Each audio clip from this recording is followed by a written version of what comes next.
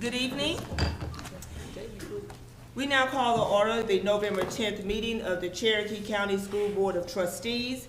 Before we begin with our Pledge of Allegiance, I would like to ask any veterans that are here tonight in honor of Veterans Day on tomorrow, if you would please stand.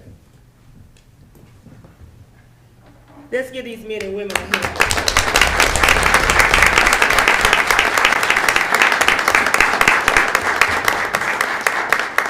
Thank you so much for your service. And in honor of that, we will now stand and recite our Pledge of Allegiance. We ask that you continue standing as Trustee Surratt delivers our invocation. Attention, salute, pledge. I pledge allegiance to the flag of the United States of America and to the republic for which it stands, one nation, under God, indivisible, with liberty and justice for all. Prior to our prayer, we ask for a moment of silence for our student, Mason Jennings, whose family was tragically lost in a fire, and for our former employee, Miss Cindy Parker.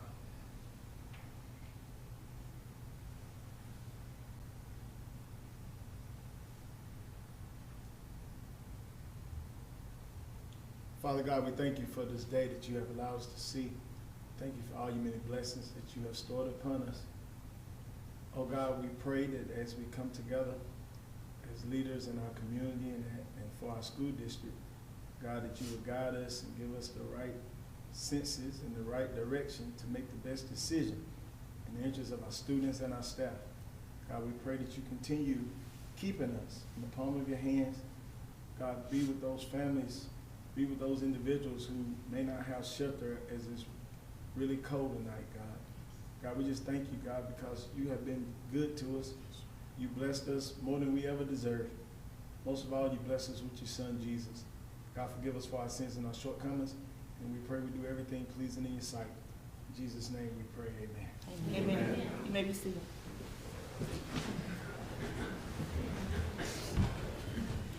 First order of business is the approval of the board agenda. I make a motion we approve the board agenda. Motion, Ms. Gallman. Second. Second, Mr. Surratt. All those in favor? That is unanimous. Now call for an approval of board minutes dated October the 13th, 2025, regular board meeting.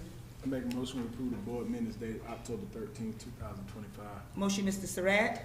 Second. Second, Ms. Gallman. All those in favor?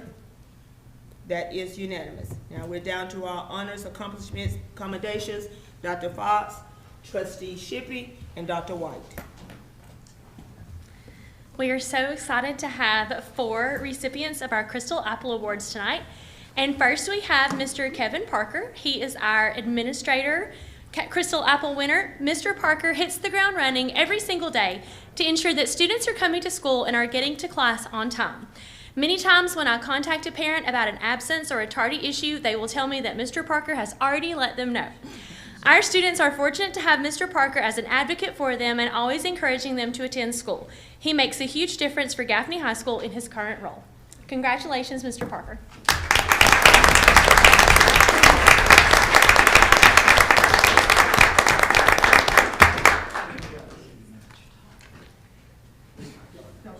I know y'all are the wind beneath his wings.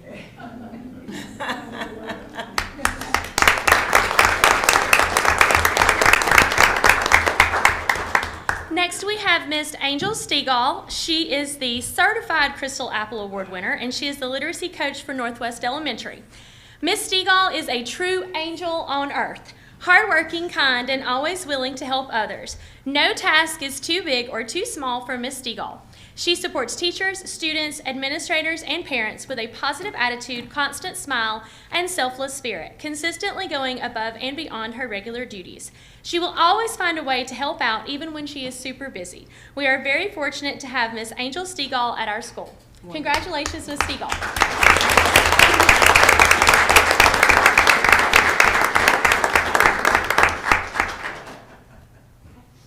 Thank you, sir. Please stand. Thank you for all your work.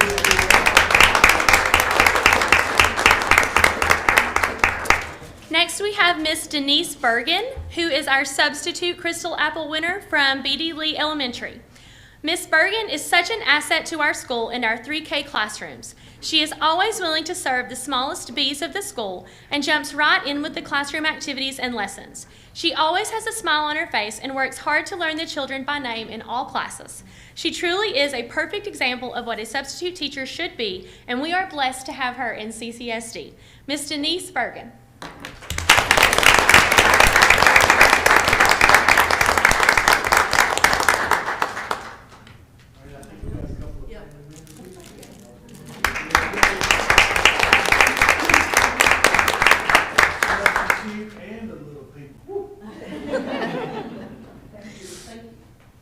And finally, we have Mr. J.T. Stanford, who is our classified Crystal Apple winner. Mr. Stanford is a very hard worker for maintenance and always gets the job done. He is always just a phone call away, and when he comes in, he fixes the problem. Mr. Stanford has a pleasant attitude and does a great job of communicating with our staff and making sure everything gets taken care of quickly. He never complains and always has a smile on his face. When he is on a job, it is his top priority. Everyone needs a J.T. Stanford on their team. We are thankful he is on ours. Mr. J.T. Stanford.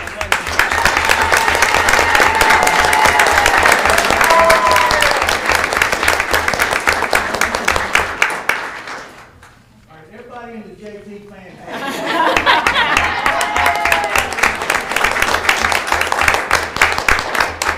Mitch, is it true he doesn't complain? No, he did not, sir.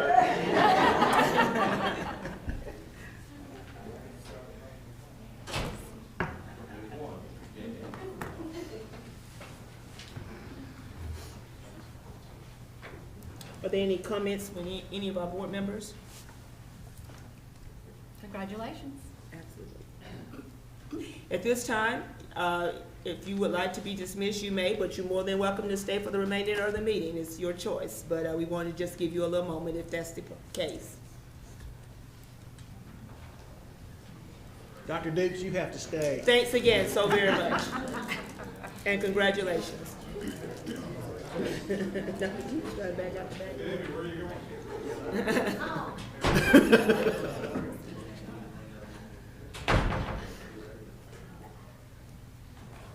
Moving on with our agenda, item number 6, Board Policy BEDH, Public Participation. Tonight we have none. Item number 7, Spartanburg Community College, the Cherokee County Campus Update. I think that's Dr. Makota. Let's give him a hand as he comes.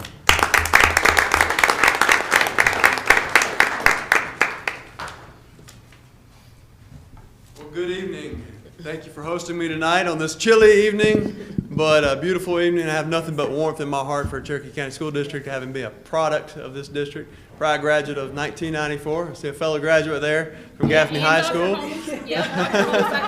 And Dr. White, thank you for your service to this school district. Thank you for being my principal in high school for 2 years, my junior and senior year. It was very meaningful for me to participate and come back. I always said the Lord works in mysterious ways, and the opportunity for me to be back this day, on this time, in this period, and our success and our growth is exciting. And we just had a meeting with Dr. Fitzpatrick and welcome him, and excited about the future partnerships that Spartanburg Community College will bring forth. And I am joined here tonight with Ms. Amanda Painter, who's our Vice President of Community Enhancement and Workforce Development. Now you might say, what does that mean, Dr. Makota? Well, all that we do at Spartanburg Community College is to invest in our students, our citizens, our growth.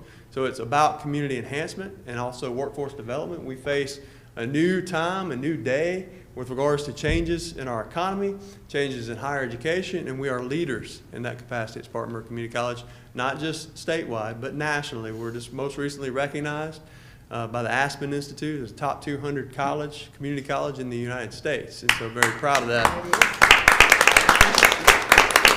We also have Ms. Holly Nix as our campus dean of both our Cherokee County campus and our Union County campus, and we are expanding. We're expanding rapidly. I want to share that with you, but I also wanted to recognize that tonight is the eve of Veterans Day, and I want to thank our veterans. I want to showcase that the American Revolution was won here in Cherokee County. We won the American Revolution right here in Cherokee County at the Battle of Kings Mountain, Battle of Cowpens, and Over Mountain Victory Trail, the 3 national battlefield parks, but we won it right here, and that was ingrained in me from a time and day when I was very young, because I'm a son of the American Revolution on my mom's side, Cherokee County residents going back before there was even a Cherokee County.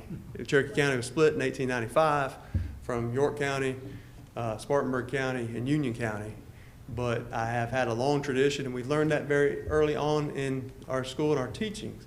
And if you can see here, Madam Vice Chair, there's a picture of Lynn Powell at the time, Lynn Shackelford, where Bobby Moss took us. I actually had this idea to put this in as a picture today. I was at lunch and I called my wife. I was actually with a crew that was doing our engineering accreditation, ABET, national accreditation. And I asked my wife to go ahead and see if she couldn't find this in one of my portfolios and pull it out, because I wanted to share the specialness of the experiences that we had growing up. And this is from 6th grade. And all the 6th graders were chosen to go on a historical tour with Bobby Moss, who was an expert and a world-renowned expert with regards to the American Revolution. But we also learned about our county. We learned about our citizens. We learned about our culture. We learned about the survival and the growth. And what I'm asking for you to think about tonight is the growth of all of education in the United States and how we'll continue to be leaders. And we want to be able to grow that ability for all of our students in Cherokee County to have the pride of Wildcats, of Indians, but ultimately of the success that we bring forth in a new day of higher education, a new growth, because it's our future that we're providing. I was a BD Lee B. I was excited to hear that it was recognition for a BD Lee B. I was a West Junior High Warrior, then a Grenard Warrior, and then on to a Gaffney High School Indian. I'm very proud of that. Been many things, but I've always been a chaser. At Spartanburg Community College, that was a mascot we adopted. We grow up because we dream it, we chase it, we live it. I instill that in my family today. You can see my family there, our spring fling with I Squared in Spartanburg Community College, celebrating the great relationship we have, the great foresight that this body at one time decided to put the I Squared campus on the Spartanburg Community College campus. I think it will continue to pay dividends and benefits as we continue to grow and expand. And those hearts, those minds that are being drawn into the growth and expectation, we have to continue to think about what it's going to be like in the next 20 years, the next 30 years. And as leaders in this community, I want you to think about that, because the groundwork that we lay today will be the growth and the experience of what generations in the future will come from and decide on how they will continue to dream it, chase it, and live it. Spartanburg Community College empowers our region through exceptional, innovative, holistic experiences that accelerate economic development, provide educated community committed to lifelong learning and financial prosperity. Financial prosperity is critical because we have to have an applied section of education so individuals can have the experience. Now, Spartanburg Community College provides multi-levels. We're not just the Spartanburg Tech of old. We are the growth engine with regards to all different lines of education. Our credentialing that we just had a couple weeks ago with our SAC COC on-site visit, our 10-year reaffirmation, they were on campus. Those are the same folks that credential other higher education institutions like Clemson University, University of South Carolina, NC State, you name it. So our credentialing and our qualifications to deliver that type of higher education output is the same. But we also are devoted to the workforce with the whole scale of any individual that wants to grow their lifelong commitment, whether that's training, and you'll see some of that in our slides, but also the innovation that we're providing so that individuals have the applied aspect to have the idea and understanding of what it takes to go into the workplace, into the world, and have their dreams realized through their sweat equity. Not just about the chase, not just about the dream, not just about the innovation, but also the chase, how much they want to put in. But we have worked very diligently to make sure that all of our campuses are continuing to grow. If you don't know, we have 5 campuses. Our Spartanburg Giles campus was our main campus. Many of you know that on Business 85. Continue to grow there. We have a downtown campus in the shadow of the Denny's building. It used to be the old Spartanburg High School, built in 1922. We renovated it in 2015 and grown that campus. Tiger River campus, which is our Spark Center campus, which I'll talk a little bit more about that, but we launch companies from all over the world. Our Cherokee County campus, which I'm very proud that we're continuing to grow and invest in, and our Union County campus in Union. So those are our campuses continue to grow and thrive as we continue to chase endless opportunity. These are our schools of learning. And obviously, we're very applied. So what that means is we provide the most return on investment for dollars for citizens that come in. We're a public entity, a state agency. I have a board that's provided by the governor, appointed by the governor, selected by the legislative delegation and put forward. They serve 4-year terms, and we have representatives from all 3 counties, and then we have at large in Spartanburg County as well. And their focus is on making sure that we meet the workforce development and also the potential for those individuals to go in any career field, whatever they might be, whether it be through dual enrollment, whether it be support mechanisms for those individuals to go into different professional careers. Sometimes we have individuals go into everything from pharmacy to healthcare to medical school to whatever it might be. And so there's no limits to what we can do with regards to those opportunities, but these are our current focus areas. We're continuing to grow in those areas, especially in fields of AI and technology. We're launching a new biotech company. I'll talk a little bit more about that, but we're expanding those horizons. Got a new chief academic officer I just hired about 3 weeks ago. And so excited about our future growth in those particular areas. And as education continues to move, we want to take that wave and move with it and make sure we're on the front end of those changes.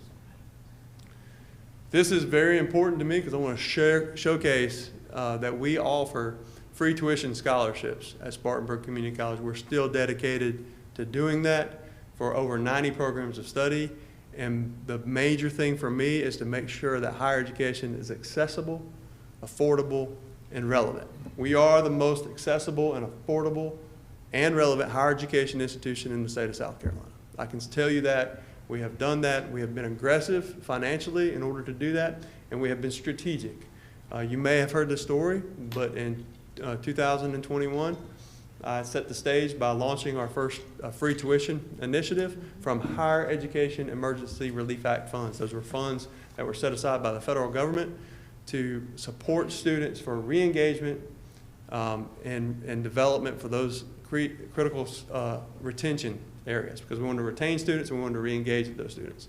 And when we did that, we used those funds in the first initiation to grow the proponent of opportunity for students, and we grew about 50% in 1 year from all over our region. And so we continue to sustain that by being cost effective and efficient with our own budgets, but also taking in more dollars with regards to lottery tuition, becoming a larger gravity force, if you will. We grew from a Mars to a Jupiter, and we took down more resources because we were aggressive on the front end. We've managed our budgets very consistently and efficiently, but then the next thing we did was we focused in on lobbying the state legislature, both the House and the Senate, to move forward with something called SE Wins. And so the legislature has continued to put in resources for SE Wins for some of those dollars to come through for those in-demand job needs, whether it be in healthcare, manufacturing, some of those other areas. But I really am proud to say that my commission, Spartanburg County Commission for Technical and Community Education, has continued to support through our resourcing efforts the Live to Chase initiative, free tuition, onward post after those HERF funds have already been disseminated. And so we're continuing to find a way to do that locally. We're doing that through the support and assistance also with Cherokee County Council, and we continue to advance opportunities in ways that we can make it accessible and affordable, because we want to remove all barriers. I don't want to have excuses brought forth of why they couldn't achieve some opportunity. If you have the sweat equity, if you have the desire, if you have the strong curriculum coming from Cherokee County School District, then you should have a pathway for success in higher education, and that's something that we're very proud of.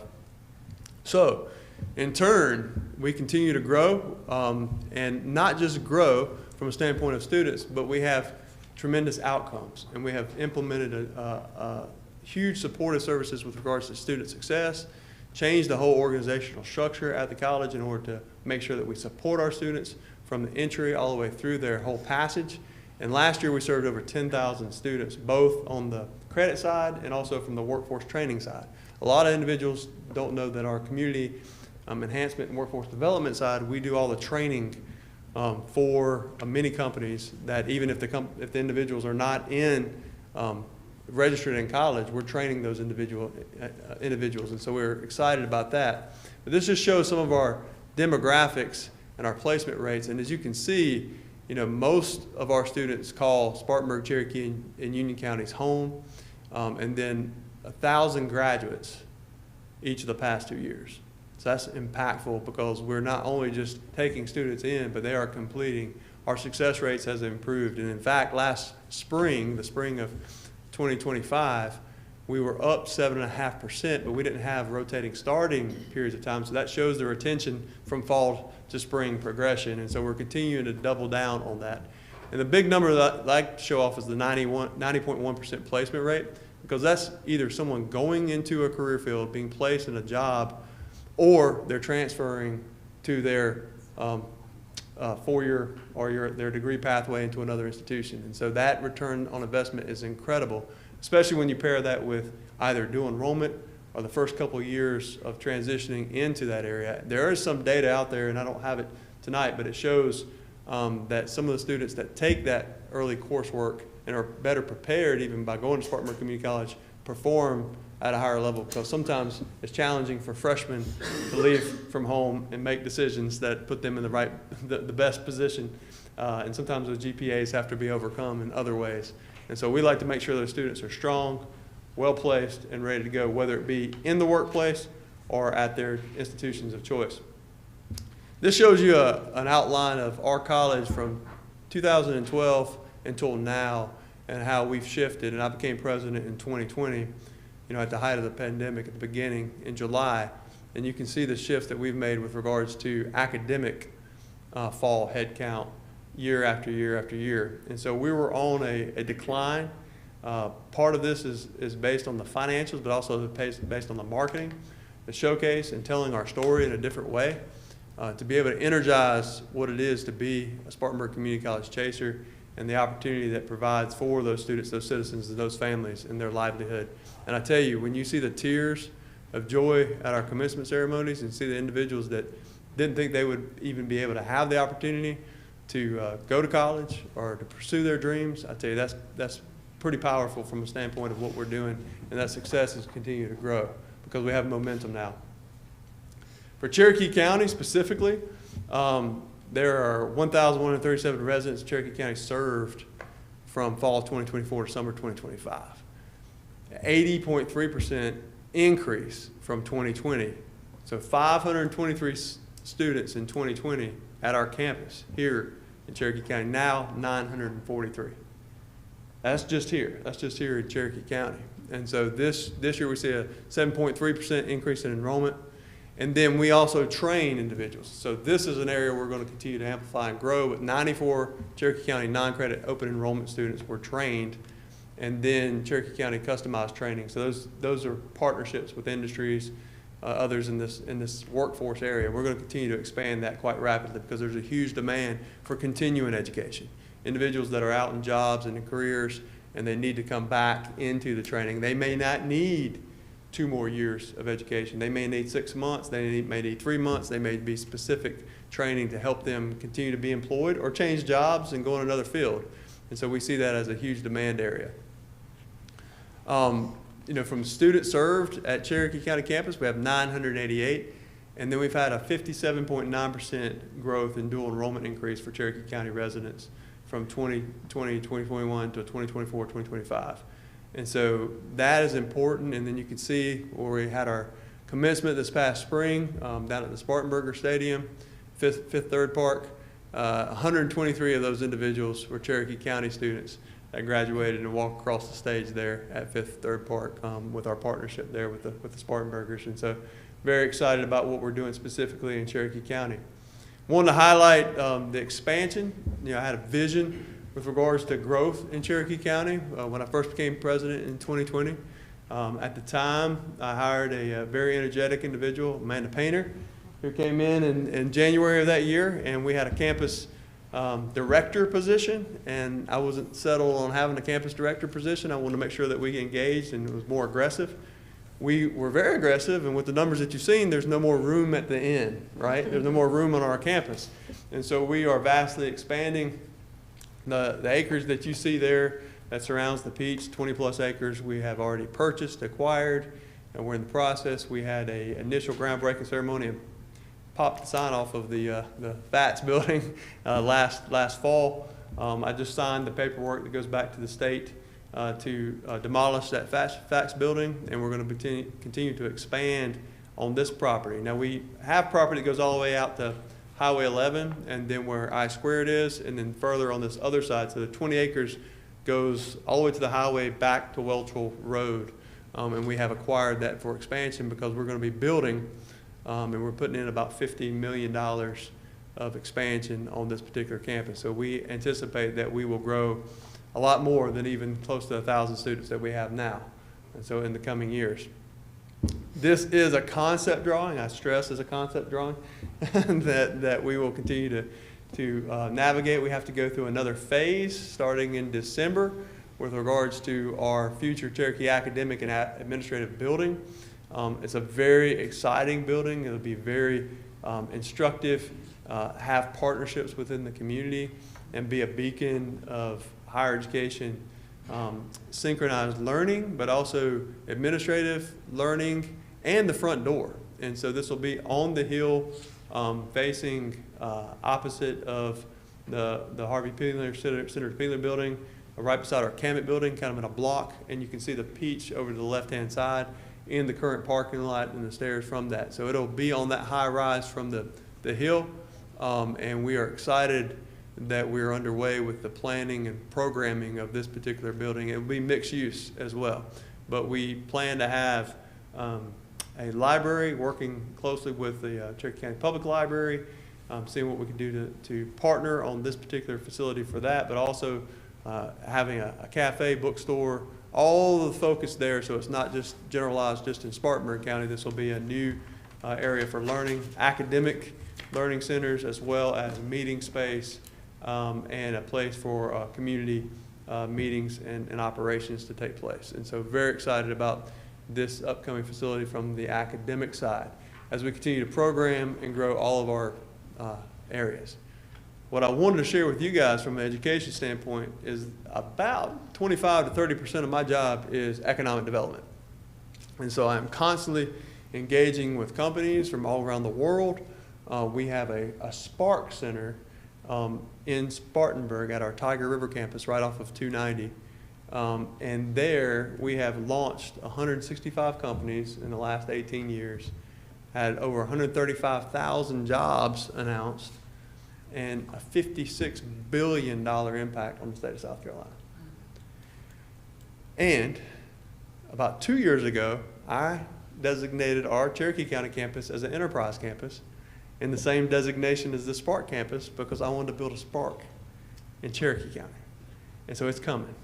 It's on its way. And we're going to be launching a new Spark Center, very much like the 350, 400,000 square foot Spark Center that we have in Tiger River, and it'll start out as about a 60,000 square foot Spark Center. And as these companies launch in Cherokee County, we will partner with them to build the workforce and the education of tomorrow right here. And we'll be able to launch them, support them, grow them, and engage them in ways that we weren't able to do before. And that's going to be a huge incentive because Cherokee County currently, and I don't want it to be this way for very long, but currently, from South Carolina Department of Commerce standpoint, is a Tier 4 county, which gives more incentives for companies to locate in.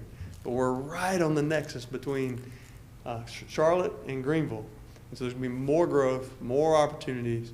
And so we want to make sure we have the alignment with the school district, alignment with the growth, alignment with the economics, so that we continue to grow and expand and provide more opportunities for the great citizens of Cherokee County.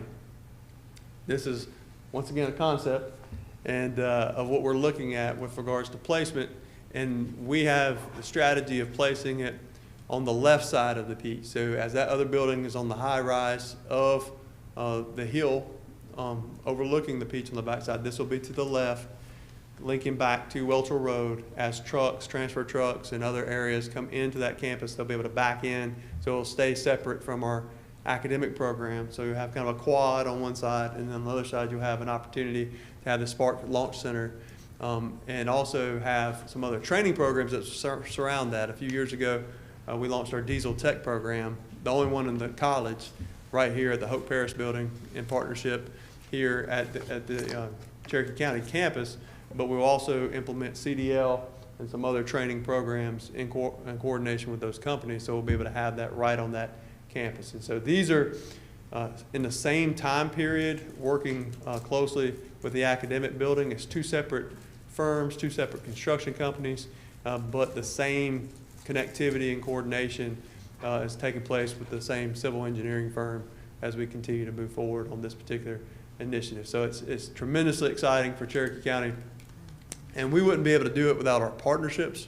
As I mentioned to you, the industries and the focus on our companies that we work with, these are some of the big partners that we have. And I wanted to share with you that some of these companies are manufacturers, i.e. Freightliner, you see it right in the middle, and we do extraordinary work with them. We're continuing to do some work on the workforce development side and grow with them. Obviously, many of you know that when I was a sophomore at Wofford, they launched BMW, and it's grown, and now it serves over 13,000 individuals, and they employ those. We have BMW scholars that some come from Cherokee County. But the unique ones I want to share with you is also the Spartan Burgers, which we have one of the first contract partnerships for Major League Baseball with a state entity in the state of South Carolina, where we've partnered with them. We also have internships, growth, and performance in that field of athletic management and relationships. So many of our students coordinate, and we have partnership agreements with them. And then also Salt Run Entertainment, which is also a new film company that just launched in our Spark Center. And that is being headed by Charles Randolph Wright, who has brought his expertise and talents with John Gramling to showcase a new film industry. And so we're working on a film academy and a growth in that particular area. And so some of these new concepts that we're bringing forth are going to be very instrumental in getting students excited, the growth potential, and those students that are in Cherokee County are going to have every potential opportunity with Spartanburg Community College to celebrate and engage through those various partnerships that we continue to grow. I wanted to thank you, for your time tonight, but also showcase all the great things that we're doing, because deep in my heart is the image of the Peach Water Tower, and even when we launched and we did the groundbreaking last year, I called it In Shadow of the Peach, because in 7th grade, I won a science fair ribbon for measuring the height of the peach as a ratio with a yardstick. And so I was able to show my math skills back then. And I also wanted to showcase that from a standpoint of the pride, enthusiasm I have for Cherokee County. It's very meaningful for me to be here and support this county, support you in any way I can from a leadership standpoint, support our relationships, and be able to grow. I'll tell you one story. When I was at the U.S. Government Accountability Office during the height of the financial crisis, a close colleague of mine found out that I was from South Carolina. And he came over in my office and sat down and kind of closed the door. And he said, "I didn't know you were from South Carolina." He said, how did you make it out? What happened? How did you do that?" And I didn't know what to say. I went home later that night and told my wife, I said, I didn't know what to say. I was like kind of taken aback, because I'm very prideful about who I am and where I'm from, and proud to be from Gaffney. And I just looked at him and I said, well, Ben Bernanke, who was at the time of the Federal Reserve Chairman, I said, he's from Dillon and I'm from Gaffney. So I said, we got to have some great people here in South Carolina, because we're all leading these initiatives. And so I just stood up to kind of show that. But I want our citizens, our people, our folks, our neighbors, our loved ones to have the best possible opportunities. And I'm committed to that. I'm committed to this school district. I'm committed to you, Dr. Fitzpatrick, and look forward to our great work together, and be happy to answer any questions that you may have at this point in time. Thank you, Dr. McCullough. Any questions from any other board members? I don't have any questions, Dr. Makota, but thank you for coming and sharing with us. It's so exciting to see the growth and the opportunity and the dollars associated with the economic impact and investment that you've already had here. And thank you for having us in the center of your mind and your heart when you're making these decisions. And we're glad you came back home. Wish you hadn't gone so far back in the shoebox, but we appreciate you. Well, I had that meaningful relationship, and I tell you, those connections, that we have, and we grow up, and the places where you go, and the history. And I just remember Bobby Moss took me. I don't even know if you remember that trip when we went all around the county. Those are special moments that create who we are and develop who we are, and we need to be able to pass that down through our teachers, And I can tell my wife, say, well, how do you know that? I can walk through, in my mind, with Bertha Harris and Biddy Lee and the great experience that I know exactly where my classrooms were. I know exactly where my teachers were. I can tell you all the way down the list of who they were. I can walk through. I had the great privilege a few weeks ago to go with Mayor Dawkins to the middle school and walk through the old hallways. And I remember all my teachers, every single one of them, what classes, when they were. I could probably walk you through the same day and share with you. But that meaningful experience and that ability to kind of invest in me makes me very proud to continue to invest in our great county, our great state, and our great nation. And so once again, it's our opportunity to continue to grow and strive to build the best capacity. So thank you.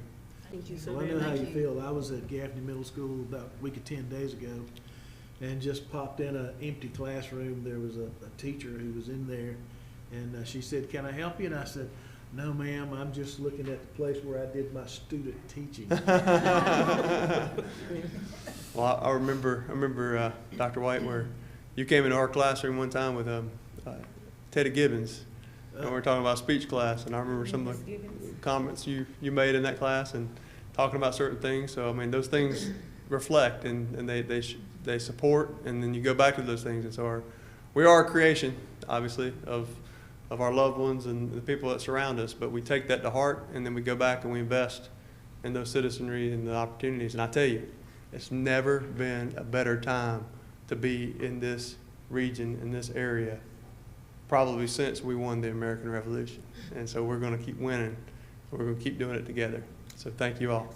Thank you so very much. Great presentation.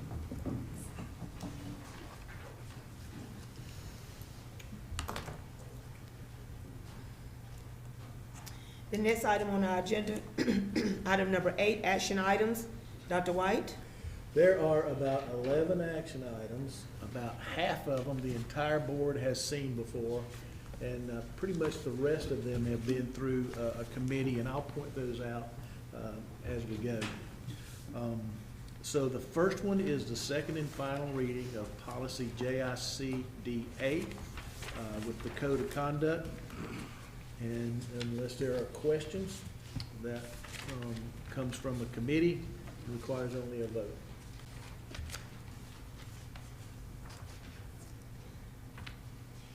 We have a recommendation from, which committee is this? That was policy. Policy Committee, okay. We have a recommendation from the Policy Committee. I think this recommendation is coming with a unanimous vote from the Policy Committee. So at this time, are there any questions or discussion?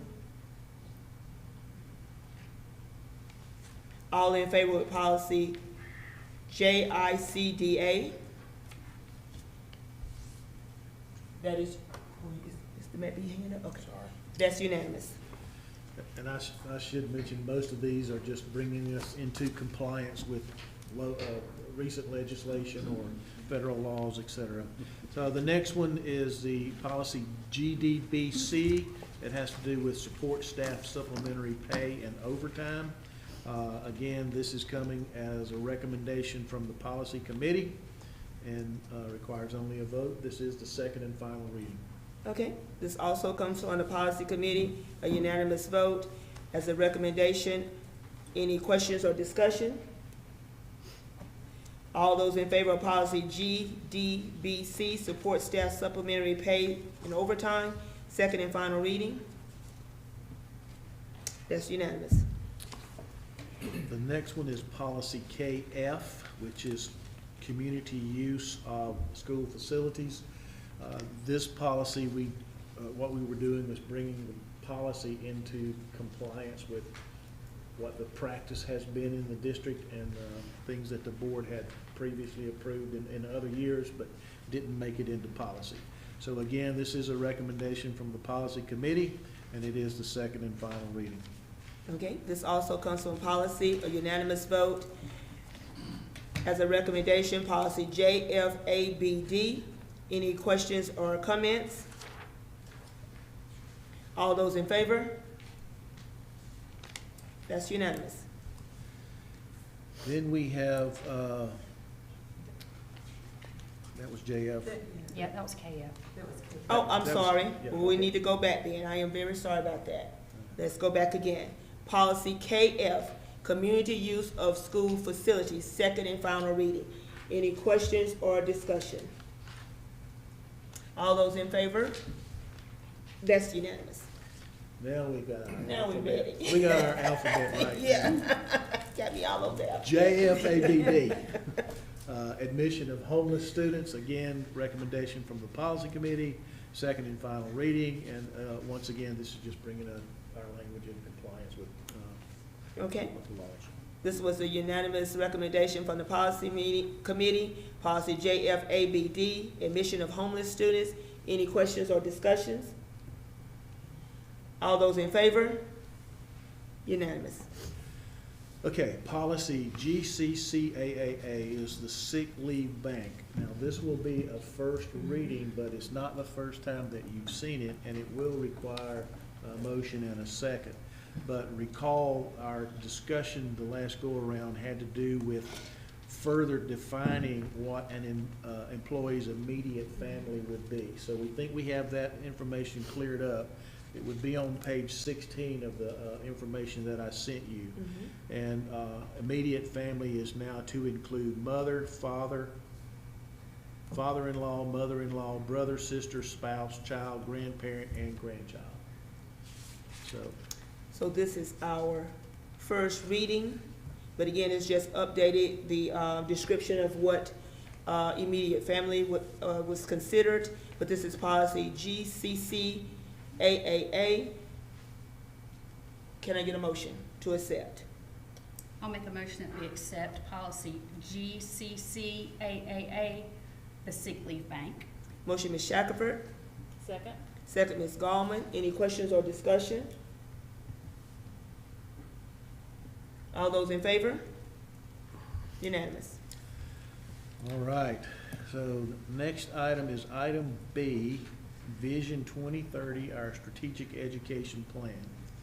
I just want to take a moment to say, this is, might sound, it may go quickly this evening, but this was like a 9-month process that Dr. Dukes and his team led, that involved all of our principals, many of our district office staff, everybody in curriculum and instruction, and then it also included input from the community. The community group met 3 times or so, I believe, in the process of pulling this together. It was presented to the curriculum committee. There are some, 40 or so pages to it. The very first page, page 19 in your handout, was a summary of the components of the strategic plan.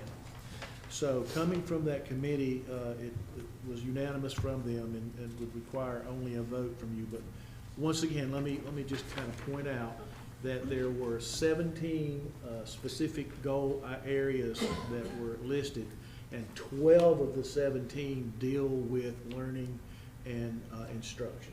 So and that's what we are about. 2 of them had to do with intentional talent and development of that talent in order towards our teachers, and then supportive and caring environment to make sure both teachers and students have the environments they need to succeed in teaching and learning. So we bring that to you this evening for your final approval. So again, this was a unanimous recommendation from the curriculum committee. This is the Vision 2030 Strategic Education Plan. Any questions, discussion, concerns? Ms. Dawkins, I've got one. Under it's got estimated cost, and then like one of them has like 700,000 yearly. Is that like, do we already have that in place, or is that additional cost that's coming for the next budget on all these?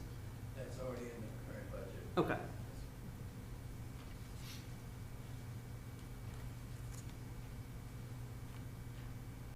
Any other questions or concerns? Good question. Mr. Wilkins, anything further? I'm good.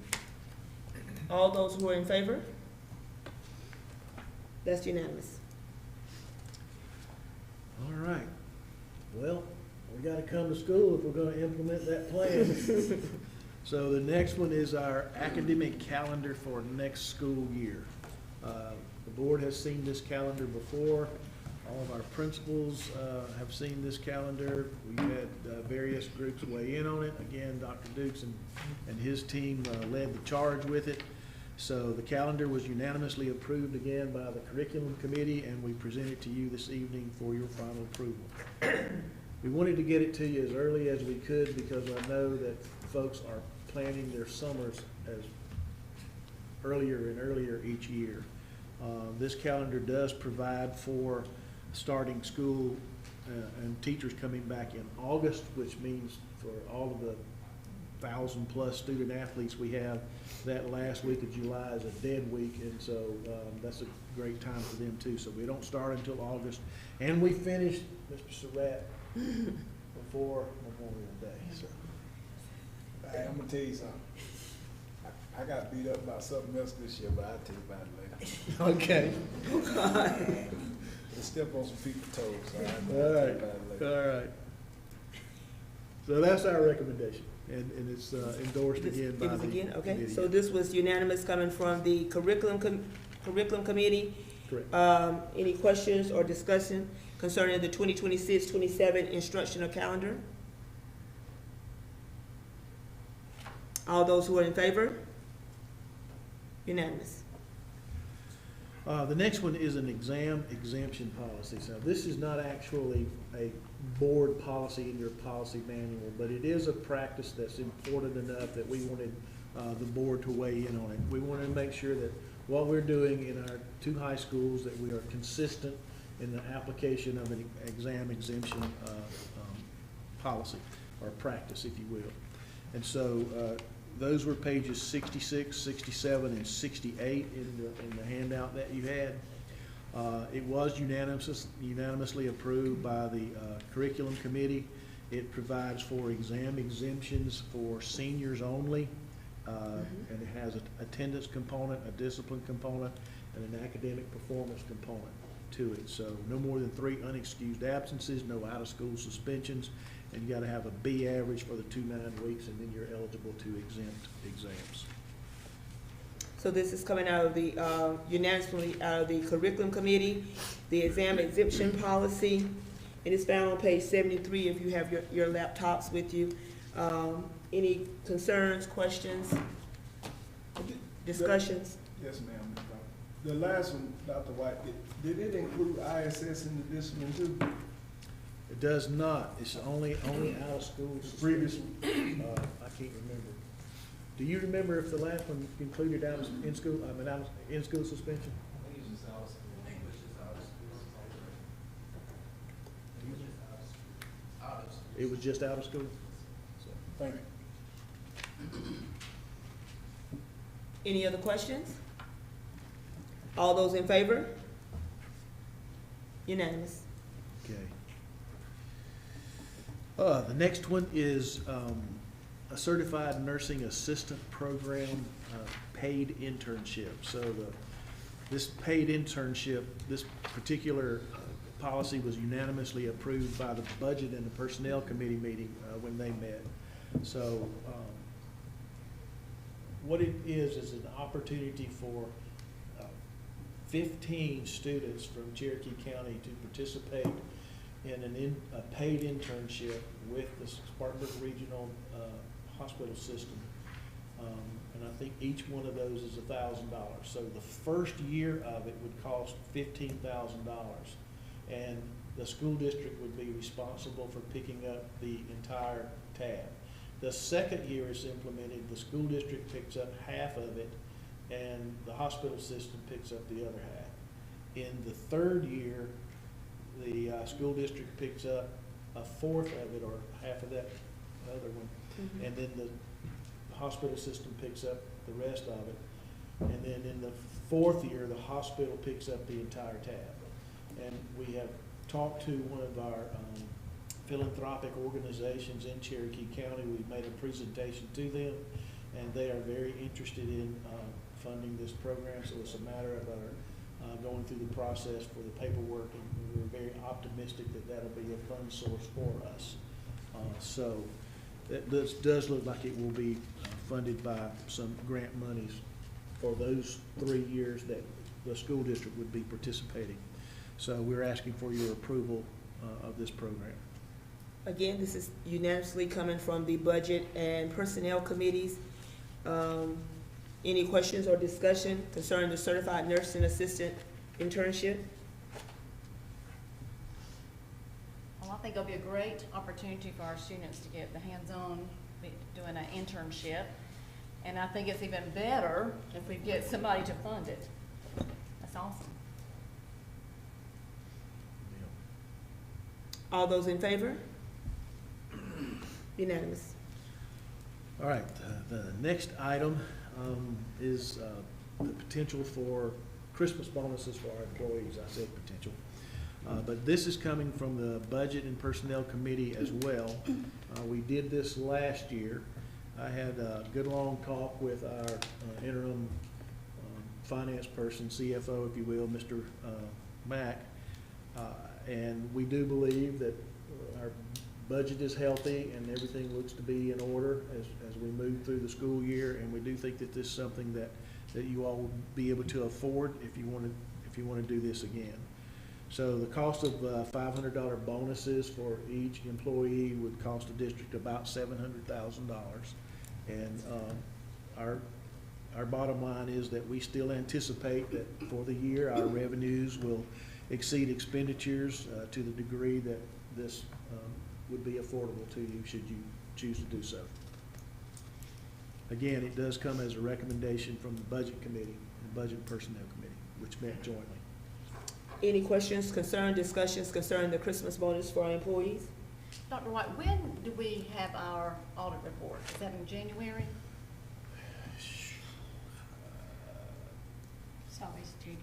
It comes in either late December or January. We usually get it in January. And it'll be for last year's budget. Right. Mr. Wilkins? Well, I've got two things. Well, one thing is I know this will be, if we approve it, it'll be going into our 3rd year since I've been of doing bonuses. So from a business standpoint, either it sort of needs to be a line item in the budget going forward, if that's something we want to continue, or here's another thought process, or with our audit coming, make it after Christmas bonus. Because I don't think it's smart to offer a bonus when we don't know where we are financially and we're not bringing in any, I mean, we've got a budget. It's not like we're out making money. So I think either you could look at it 2 options, either a after Christmas bonus when we get an audit report to see how we're stable financially, or you budget in your budget. I mean, that's just my thought process behind it.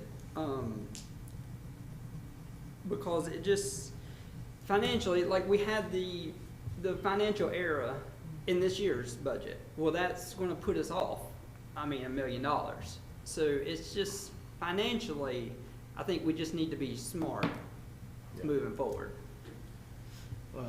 Building it as a line item into the budget that's certainly a good solid way to do that. Even though you don't have the final audited figures, we were able to share with you at the end of last year what the anticipated revenue and expenditures were, and we're able to add back to fund balance. So that kind of gives you a little bit of confidence moving forward if you decide to do this. But certainly having it as a line item in the budget in the first place is one way to do it. Also,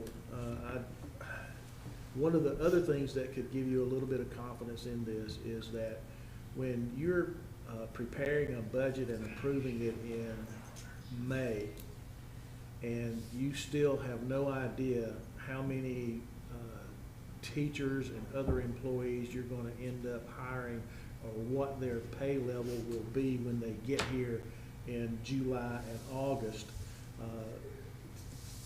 funding for that has to be at a level where you know you have enough to cover the folks who are gonna be coming in. And so oftentimes, you're able to, realize some savings as a result of the folks that you actually end up hiring. So by the time you get to August and you have your first payroll, you know a little bit more about what you have budgeted for salaries and benefits for the year, and you know whether or not you're in decent shape there or you need to be careful moving forward. So that can help you a little bit too. Ms. Shackelford?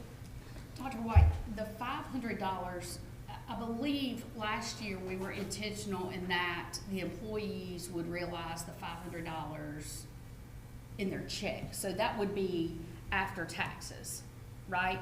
So it's 500, it's not 500 before taxes and then they net a different amount.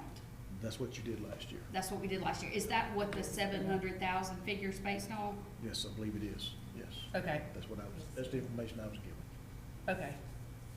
I just wanted that clarification. There's a difference there. Yeah. It's not. Not just that, but to piggyback on what Mr. Wilkins said, if we put it, and I see what you're saying, Peter, but if we put it as a line item in the budget, and then we realize, hey, we ain't gonna be able to do it, and we pull it, you're gonna have about 1,300 upset employees because they banking on that, because we've taken it from them. And the next part, given that after Christmas, the people that the bonus will impact the most, they'll be getting their taxes after Christmas. They ain't worried about no $500 when they're getting $5,000 and $6,000 and $7,000. So to me, it's irrelevant to give it after Christmas if we're gonna give it. But to put it in the budget, I see what you're saying, but if times get tough, the first thing we gonna yank is that Christmas bonus. And now, hey, darn, they used to give it to us, now they done took it from us. At least, if we can't afford it and we don't give it, we can tell them, hey, we couldn't afford it this year, and they may not like it, but they see the numbers, they can respect it. But if we take it from them, first thing they're gonna say, well, you should have took the money from somewhere else. So I can't agree with that. Well, and that's where the second option of wait till we get our final numbers back in the audit, because then you're just going to spiral down and you're going to be in the negative.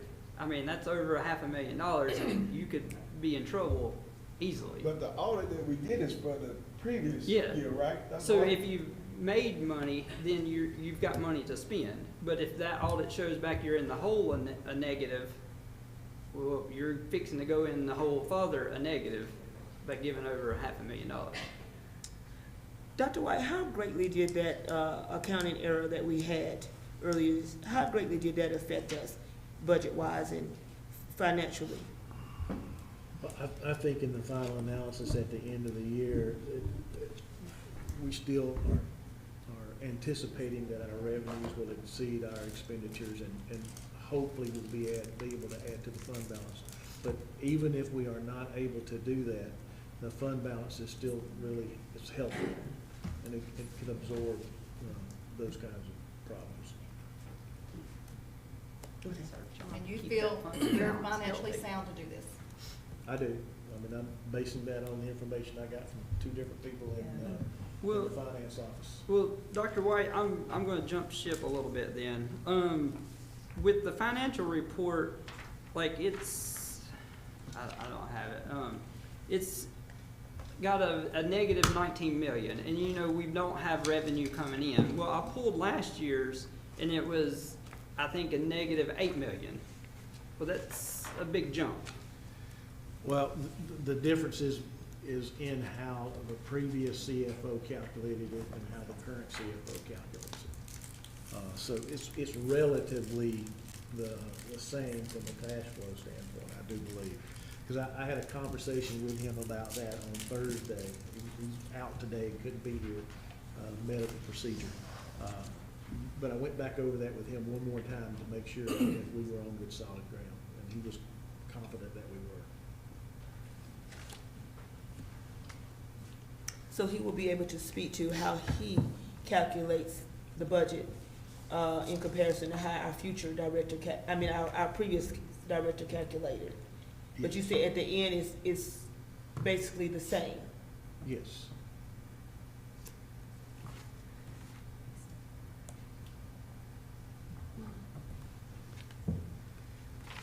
And, you know, if I don't know how the whole board feels, but if you guys are, you also have the option of not taking action tonight and that not being the final answer. You can come back again at a meeting, we've got another meeting next week, so we can come back then.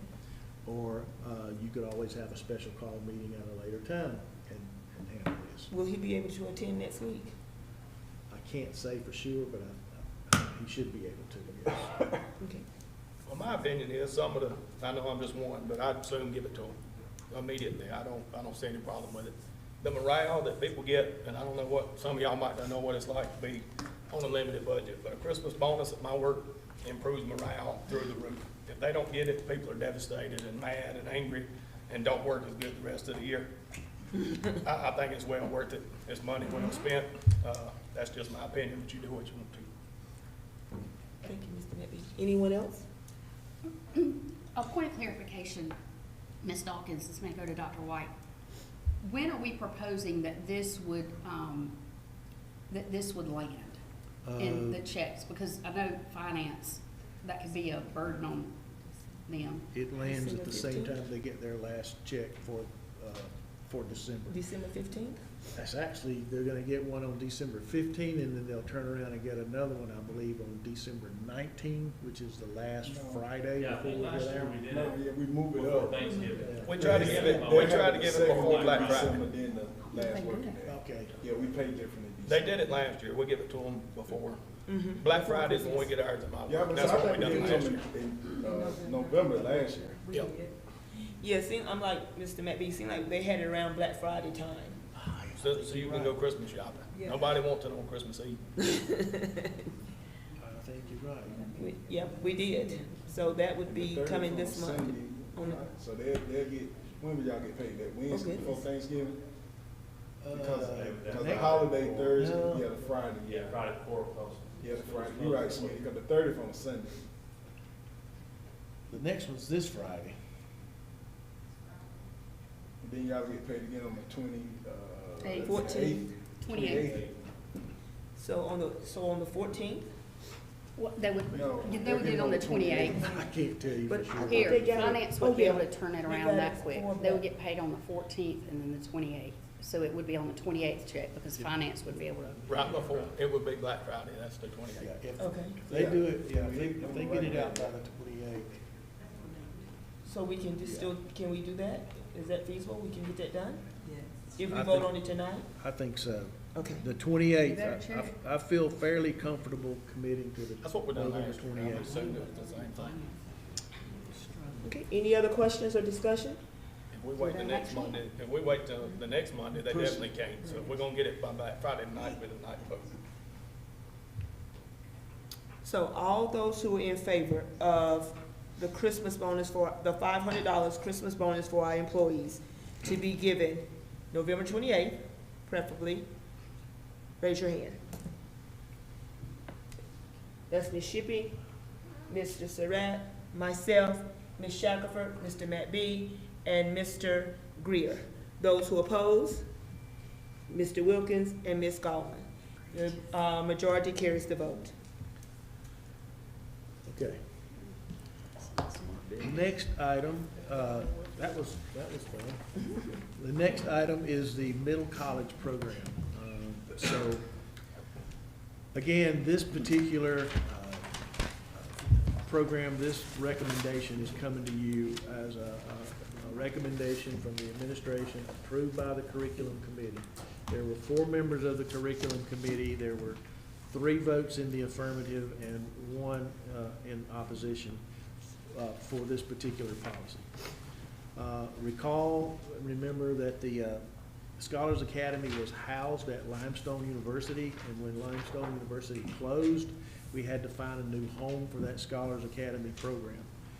We were already in the process of examining the Scholars Academy program to determine whether or not we needed to continue with it in the same way that we had been doing that.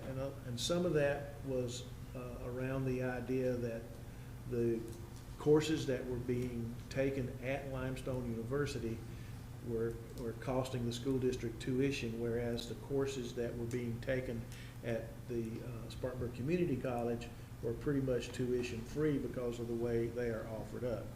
So we were in the process of looking at whether or not we were going about that in the right way.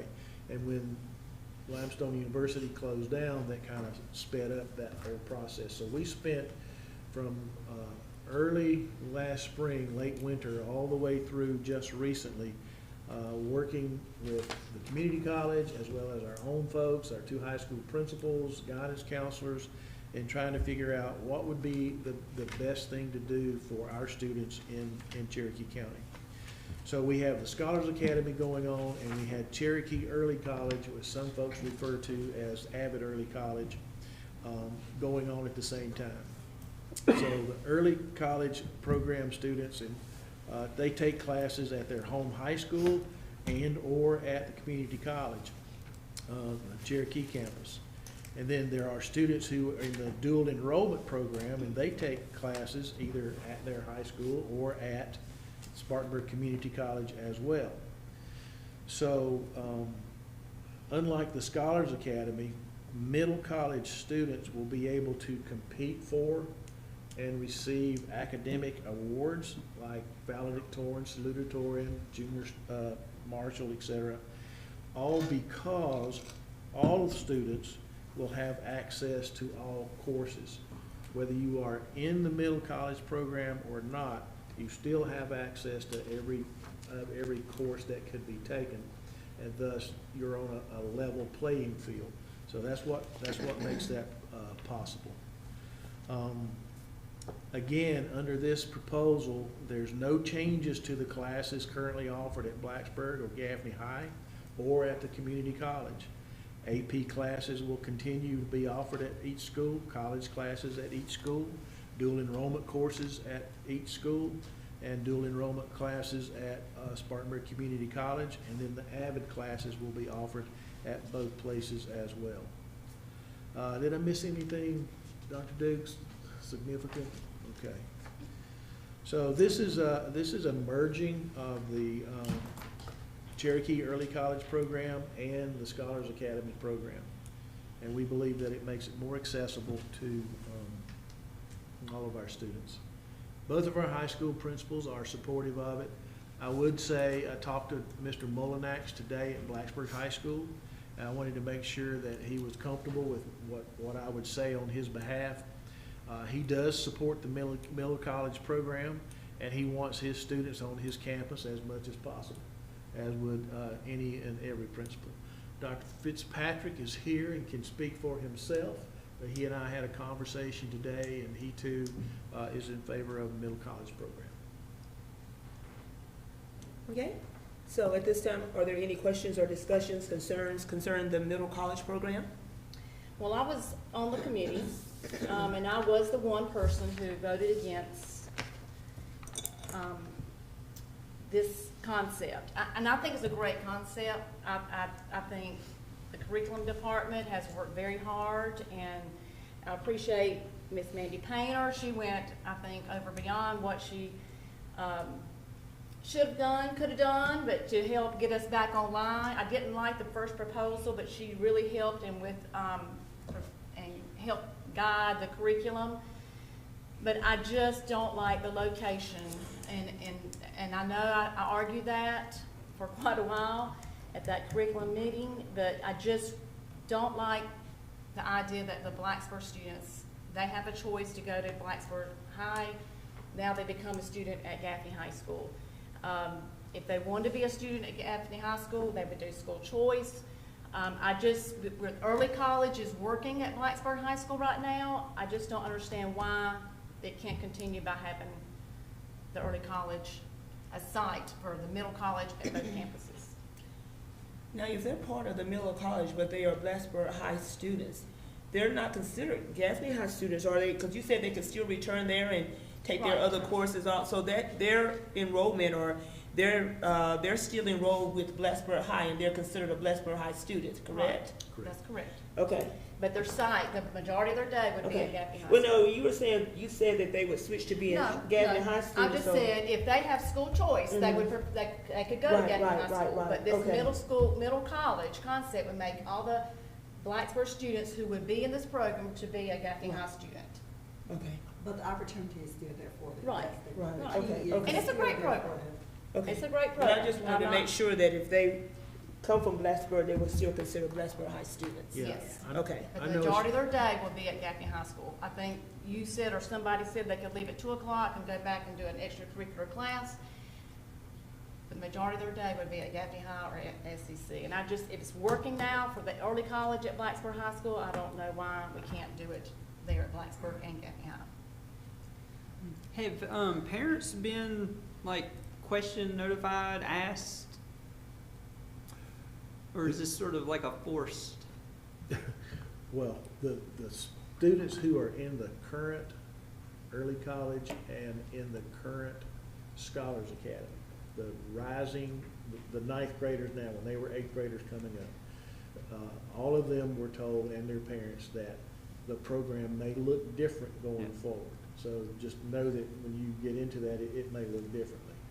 The ones who are currently in it, our current 10th, 11th, and 12th graders, the 12th graders will be graduated. So there are 2 classes that will stay with the program that they have.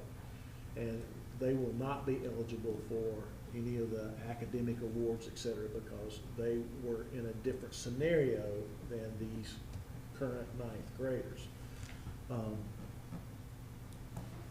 But the middle college program, if you read through the rest of it, there's a process and a plan for how you roll this out to the students and to the parents moving forward. But we've not had input from parents. No.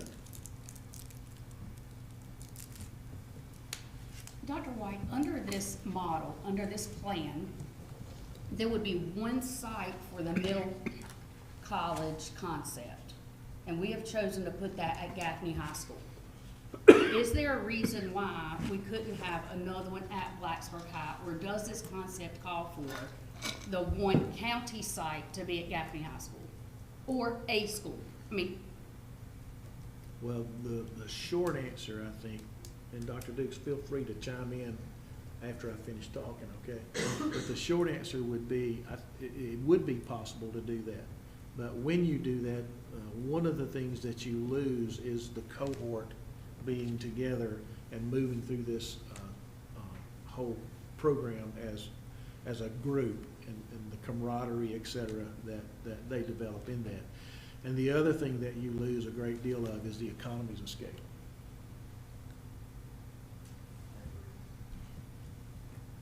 The My- obje- my- If I'm not, Ms. Shibby? if I'm not mistaken, the objective is for the changes, is to make it available to more students, is that correct? That is correct. It's- That's the objective. So, with that being the objective, I know we often look at Blacksburg, Cherokee County, but for me, I'm thinking about all the kids, even beyond my district. That's my thought process in everything we do on the board, regardless of my district. And the objective is to be able to accommodate more children, and we're talking about the children in Blacksburg are being awarded the opportunity. They're not saying they are not. It's just they have to go to a different building. With change comes you have to make some changes. Let me finish, please. With changes, you do have to make some changes. It's not taking away, it's giving opportunities to more children.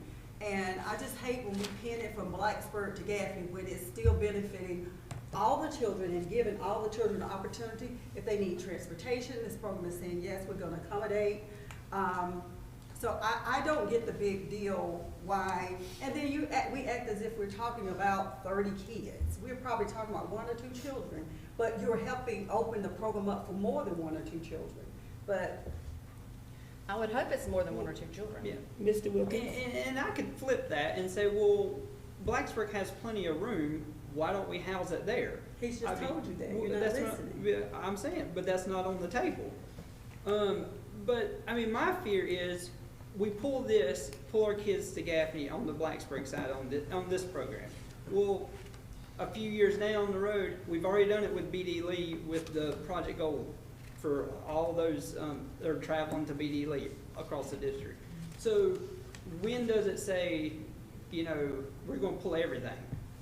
I mean, that's just my mindset in years to come. I mean, I'm not for that. Dr. Dukes or Dr. White, either. Can you speak to the numbers that are projected with this program for, if you've looked at Gaffney High School and or Blacksburg, or if you just have a countywide, I'm sure you guys have the projections, what are we talking? So currently, we can tell you the current numbers of the current scholars and the current numbers of the early college. Okay. And can you talk about the audience for the middle college? What is the ideal student? Obviously, we're hoping to cast a wider net with this program, right? Yeah. But even if you're not enrolled in middle college, you still can take a mix of I-squared, dual enrollment, AP, you still can get that degree. You will just have to have some guidance on the front end from either our guidance offices or a parent or a mentor who can help you through that process, right? That's correct. So talk a little bit about who you expect would enroll in this program. So I would anticipate this, the parents that would obviously apply for scholars. I would anticipate those parents to continue to do that. I also anticipate the parents that would be a part of the early college would also apply, because this opens the opportunity for more students and provide a little bit more flexibility for the students. Right now in the Scholars Academy, it's a very prescribed curriculum. So you're in it, you're in it. There's really no flexibility there, especially when it's at limestone. What we're offering now is a little bit more flexibility. You can start it in the 9th grade, go through your 12th grade year, or you can say, well, I'm gonna start my 11th grade year and still be able to get an associate's degree if that's what you choose to do, or get your career-ready credential. So you have the opportunity to do that with a little bit more flexibility. And scholars right now, there's really no flexibility for the students. Once they're in, they're in. So we're hoping to provide a little bit more flexibility for all students. But if they're not a part of the middle college, they still have an opportunity to take the AP course, the dual enrollment course, the honors course, the CP course, the career tech course. They can still take those courses. So that's why we're thinking it's a level playing field by allowing all the kids to take the course in which they believe they are ready to take. However, in the middle college, you still have that opportunity, but you're with a cohort of students for a period of time, which is probably your whole high school career. You're with that group of students. And what's the purpose of the cohort? The cohort is to really to be together over a period of time, to provide support. You'll have more individualized support, to whereas if you're in the middle college, you're in a smaller group of kids, so you're going to get more individualized support. Whereas you're in just a typical CP course or a typical AP course, the classes may be larger and you may not get the same support, but it's still, you still have the opportunity to take the same amount of courses as a typical student would take. And that's So one thing. The option is there if the parents choose for the child to attend. If they choose not to attend middle college, then they can just stay enrolled in their AP courses and their dual enrollment courses. None of that will change for them. That's one thing I think we've done really, really well, Dr. Dukes. I'll be honest. I see what other districts do across the state, and we have such a rigorous course guide that you can select. You can graduate college and or career ready. You can have AP if you want that. You can have honors if you want that, and you can obviously do the dual enrollment thanks to the partnerships that we have with our institutions. Not every school has that. You can go on their report card and look and see how many dual enrollment students. I think you'd be really surprised at the large high schools around us who don't have the enrollment that we have, because we've had that emphasis on that. So I appreciate that opportunity and your work, your team's work, and your willingness to expand beyond just those two programs that we obviously can't provide anymore. Right, I think with combining the two programs will allow us to have more flexibility with resources, and it saves us additional funding. So we just feel like if we can just offer one program that with rigorous courses that any child would take, we feel that that's the best path for the students moving forward. Because we would love to have it on SCC campus, but they don't have the space for us to have it there. Not yet. In the Not yet. meantime- One day, Dr. Dakota? In the meantime, Are they we gonna have hurry to, we have to put it where it's available, where it's Exactly. available. And Gaffney High is where it's available. Thank you. In 2 or 3 years, if space comes up at SCC and they allow us, we'll come back to the table and say, What's the ninth grade numbers again, Dr. Dukes? Those are the only numbers that really matter, the ninth grade. okay, Got it. Blacksburg High has 5, and Gaffney High has 25. Thank you, sir. But at this current moment, we're offering it at both locations. You're offering the Scholars Academy at one location. Okay. Yeah. Do the students from Blacksburg attend the Scholars Academy at Limestone? Yes, sir. Mhm. So they spend all their time over there, most of the time anyway, right? There are a few over there. I think there's a total of 10 total in the Scholars, Total of 10 Blacksburg High School in the total Scholars, program in the for total scholars. program. And what's the That was total at number? Limestone. We have 10 from Blacksburg 10. High. What's the School total number though, all combined, Gaffney and Blacksburg? For the Scholars, scholars yes, program? ma'am. From the scholars program, sir? Yes, ma'am. Yes. We have a total of, what is it, Stacy? I want to say It changed. 54, Yes. 54 total. So 44 is Gaffney High students and 10 Blacksburg students. Yeah. So Yeah. the students from Blacksburg now that were in the Scholars Academy are coming to Gaffney anyway now? Yes, sir. But they have an opportunity to take like chorus and band back at their home school. There's been a lot of individualized planning for this. Yeah, And Well, the that was a same- unique circumstance that we had to kind And of, the same would be true in the middle college. they would still be Wanna able take to, band, they can football, go- band, go sports, back to their anything home else, school. they can do it. And see, with that scholars, they weren't able, like you No, said. when you're doing the they were Scholars there, Academy, that They was were it. locked in. They were locked in a course, but it would be very difficult for them to take various electives outside of that. So this takes some intentional planning for each student. Yes. Any other questions or discussions? Ms. Gorman, anything else? I've said my Okay. share. Okay, at this time, we will ask for a vote for the middle college program to be housed at Gaffney High School.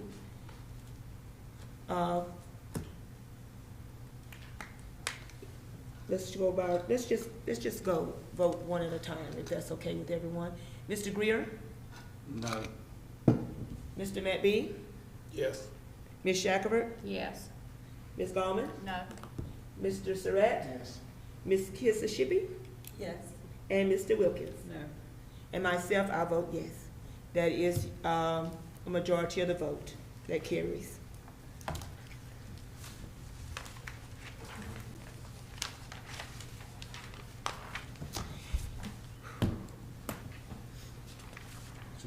We're down to the superintendent's report. All right, I'm gonna give Dr. Dukes a chance to speak again. Dr. Dukes has some news for us with regard Some to good our news. report cards. Some good news for us.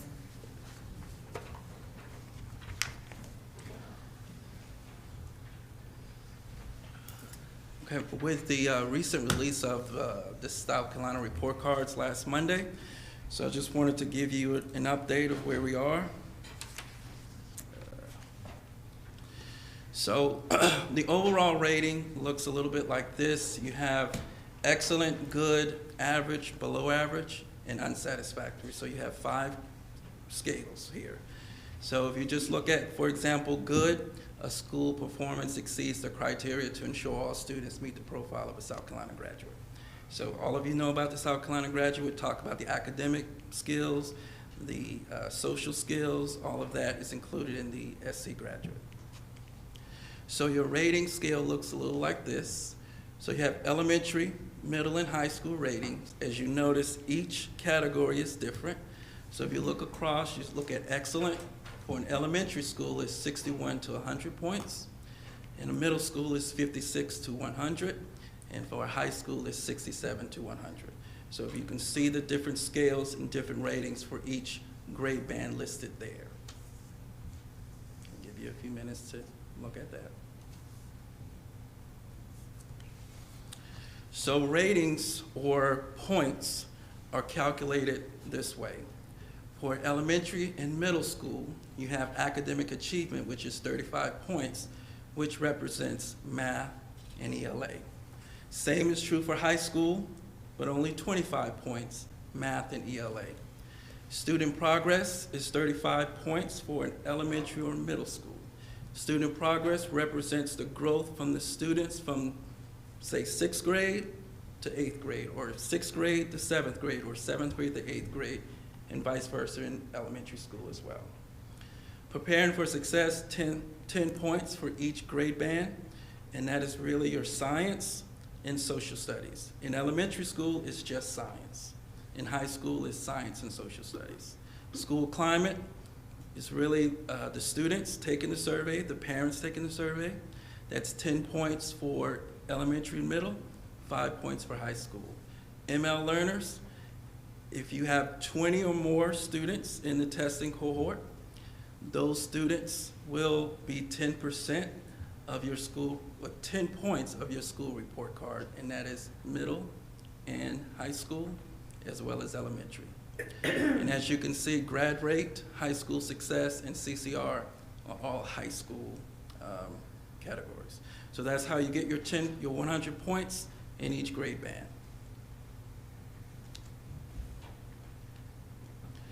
So our overview here, looking at 24-25 and 23-24. So what's in red represents 24-25. What's in black represents the previous year. So we had one school excellent this year compared to 0 last year. We had 2 schools good compared to 2 last year. We had 7 average schools compared to 4 previous year. 2 below average compared to 5 previous year. 1 unsatisfactory compared to 2 unsatisfactory from the previous year.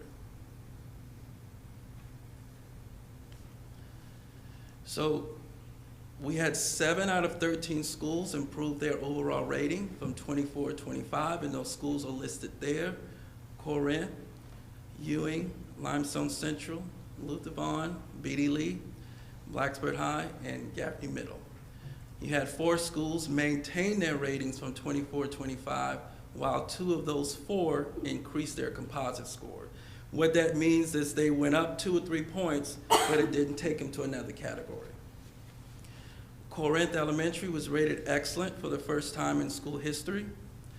Ewing Middle rated good for the first time since 2019. Luther Vaughn's overall rating increased by 2 levels, from unsatisfactory to average. Beatty Lee was within 1 point of an overall average, which avoided a state intervention. So as you recall, 3 straight years of unsatisfactory will lead to state intervention. So we were able to avoid that at Beatty Lee this year. We went from 7 underperforming schools to just 3 this year. And Blacksburg High School was earned a good rating for the first time since 2019. Our grad rate increased by 2.3 percentage points, reaching 82.2, which is the highest since 2022. Blacksburg High had a graduation rate of 91%.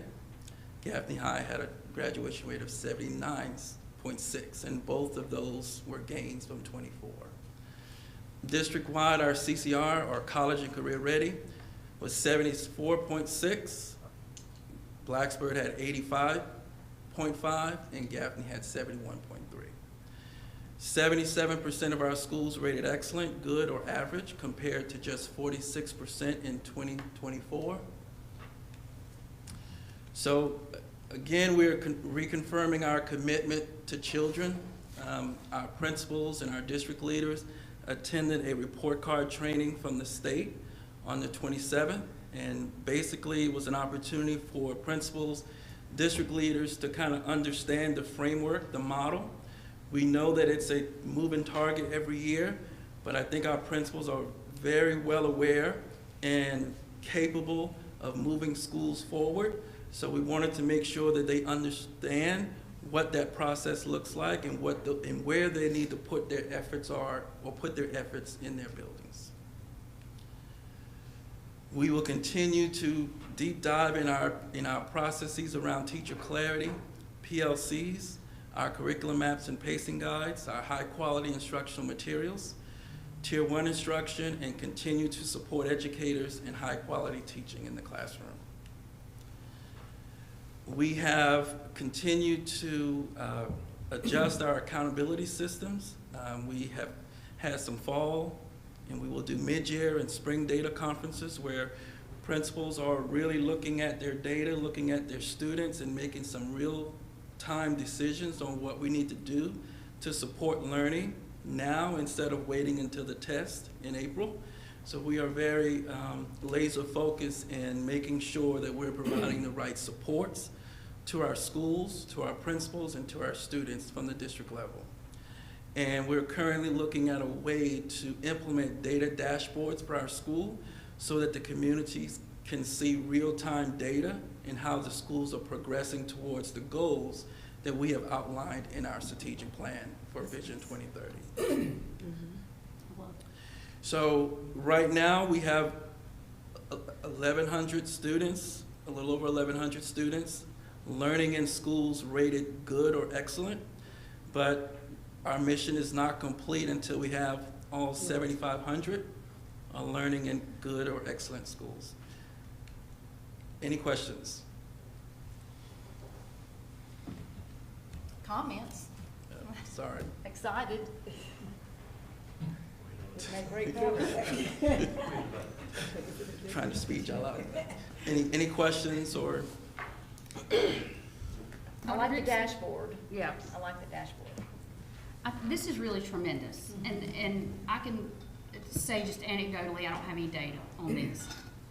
I can say that the administrators and the teachers and the staff members that I talk to, just run into or talk to, know what the goals are now. They know what the path is to get there. They're familiar with their professional learning communities, teacher clarity, all of the things that we talked about in our curriculum workshop last year.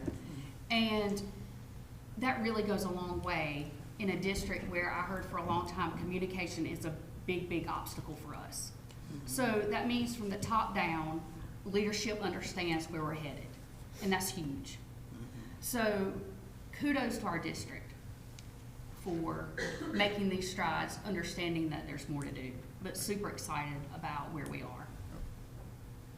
I had the opportunity to attend one of your lead cohorts, and just to see the leaders of each grade communicating, sharing, you know, because it used to be, well, as long as my school is doing okay, I'm fine. But they're sharing ideas to support each other, to get each other to the level where we need to be. It was just a wonderful experience to see them there together, trying to figure out how to move this district forward as one. So it was just a great opportunity. I think your team, Dr. White side, she was there as well, and I don't see the other ladies that may have been there, but it was just the atmosphere there. The atmosphere in the district has changed. It has changed, and it shows and reflects through this report card and these grades that we see here today. I just say kudos again to you, your team, to the district as a whole. Job well done. Just keep doing what you're doing.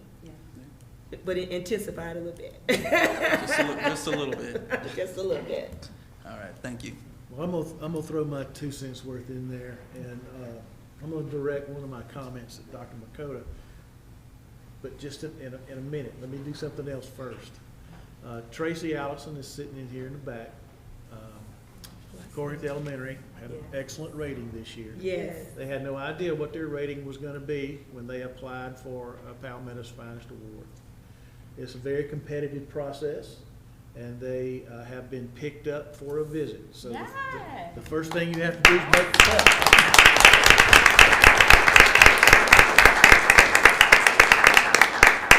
And they have made the cut.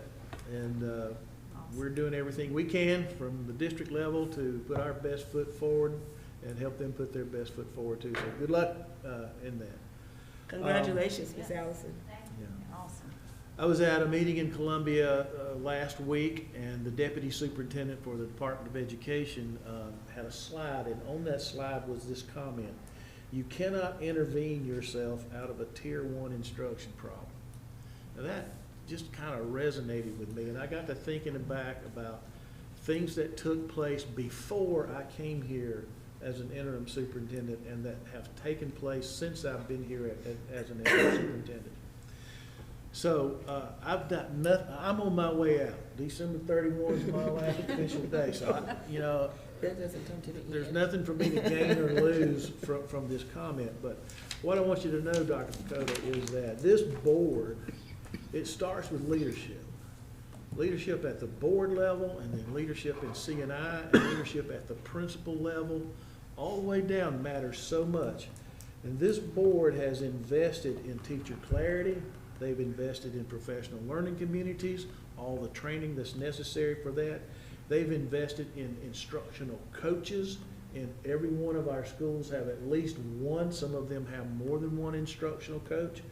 And they've invested in principal leadership.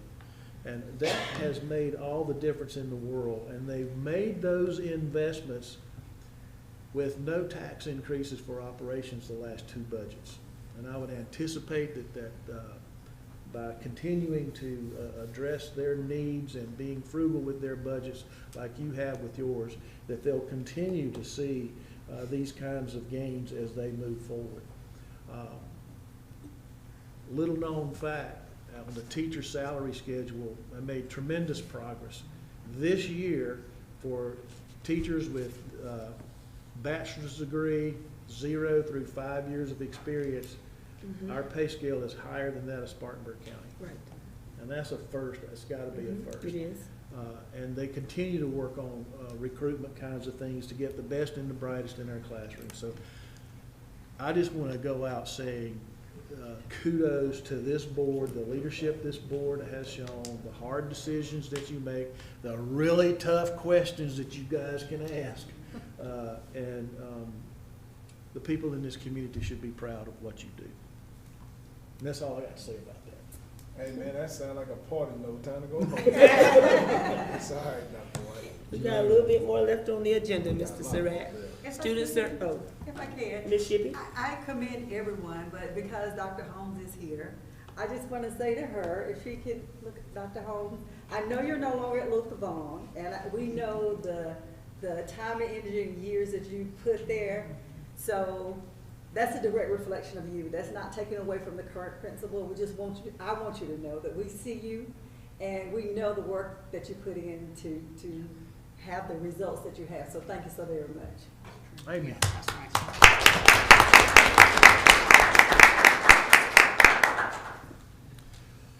Now, Miss Bessie, you were nursing a husband earlier today. Do you have any reports that you need to make? Okay. Let me jump off on the finance report. So that was in your packet. Again, bottom line up front, the budget is in really good, it's in good shape. When I look at where we are with the budget right now compared to where we were with the budget last year in terms of our fund balances, et cetera, we're okay. We're in good shape. Mr. Max uses only tax revenue and expenditures since July 1 in his calculations, whereas Ms. Isom utilized tax revenue from July, August, and September that was actually part of the previous year, so taxes that were paid late. So that tax revenue would have been delinquent taxes mostly on vehicles or on vehicles, and taxes paid in FY26 that belonged in FY25, and that's why their numbers were mostly off. So the results look very different on your financial picture. It's not that her way was wrong, it's just that his way is a more accurate way of looking at this year's revenue and expenditures. So recall, as we go into a new fiscal year, we've got 4 to 6 months of payroll before we see any really significant local tax revenue coming in, which is again one of the reasons that we need a healthy fund balance. So Yes, revenues through October were 9.4 million and expenditures 28.4, which is a $19.1 million difference. But it will get caught up, we believe, because this is the same pattern that we have had for the last few years. So we feel pretty confident with it. I didn't want to bring that up. I know Mr. Wilkins did. That was my concern with the bonuses. Sure. I want the teachers to get their, every employee to get their bonuses. That report just bothered me. That just concerned me. That's why I did not vote for the raises. We should not have a cash flow problem if we have revenues coming in this year as they have been coming over the historical last 5 years. So we should be okay. So when will we see a difference in that, Dr. White? When do you anticipate that? I know you won't be here, but. Yeah, so the tax revenue some of it starts coming in December, but I think most places, the first deadline is like January the 15th for property taxes, so. So maybe in December, January, February will be the highest months for Okay. local revenue. Smitty, anything on personnel? Yeah, I mean, Dr. Holmes did a great job at Luther Holmes. She's in HR now, so we're happy about that. We do have our boot camp coming up Wednesday. We're streamlining our processes and our procedures in the HR department along Angela Bain, so we're excited about that. And then our virtual recruitment fair will be next Tuesday and Thursday, the 18th and 20th. I've said that in the last few meetings, but we're here now, so that's what we have going on right now. Okay. All right, couple of things in operations or administration as far as that report. The first one is information on charter school update. So notifications come to us from the South Carolina Department of Education regarding charter schools in the school district because those can impact student enrollment and thus can impact ultimately revenue in the school district. So Gocher Charter School must find another sponsor since Limestone University closed. And the Department of Education has notified us of that. They've got to find another sponsor, I believe, by the 15th of December, I think is their deadline. I have had no communication from them, at least at this time. We do have a letter of intent from the Academy of Performing Arts Charter School. And in their letter of intent, they have indicated that they plan to request that Cherokee County School District be their sponsor.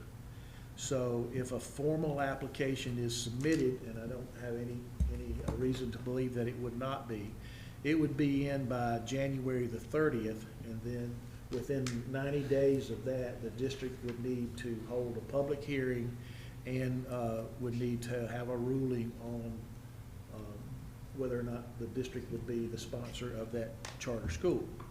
And I put in your packet a copy of the charter school application process so that you would be aware of those things that are coming up. And I have briefed the superintendent-elect on the letters and the notifications that we have had so far as well. Any other questions on those two updates? Okay.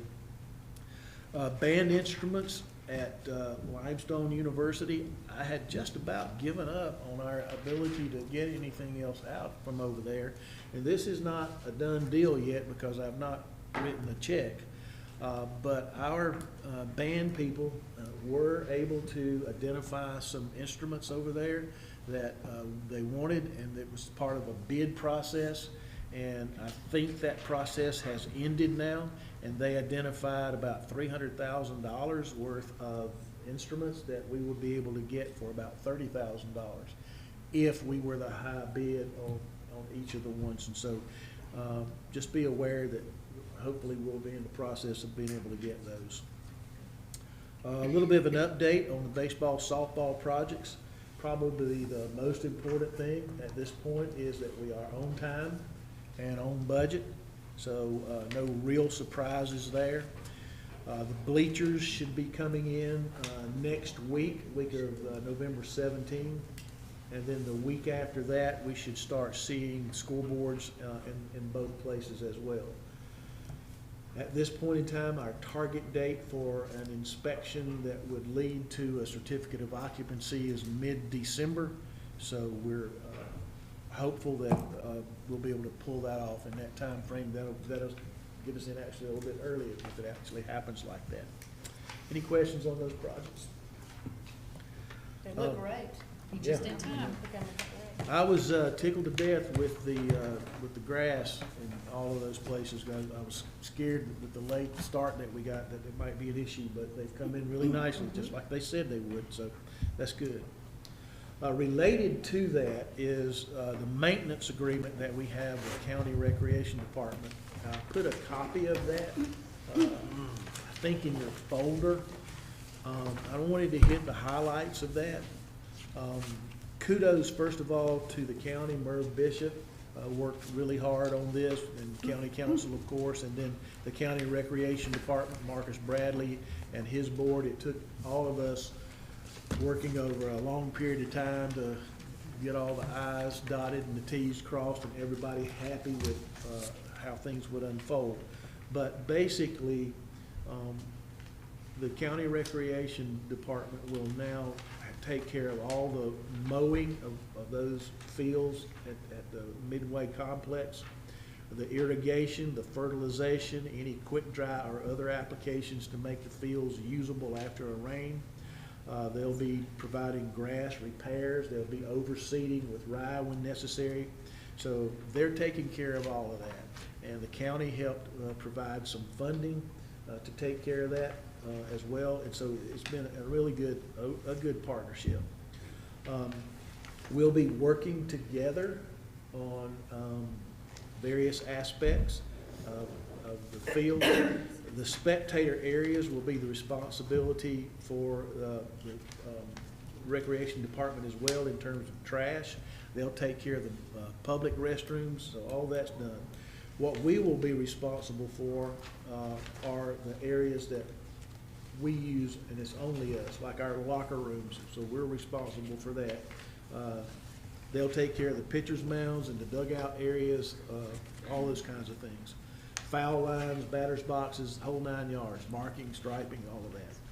So we've got the locker rooms, we've got scoreboards and lights, we've got sound and public address system, any fencing or safety, lighting and lighting system, and the spectator seating itself.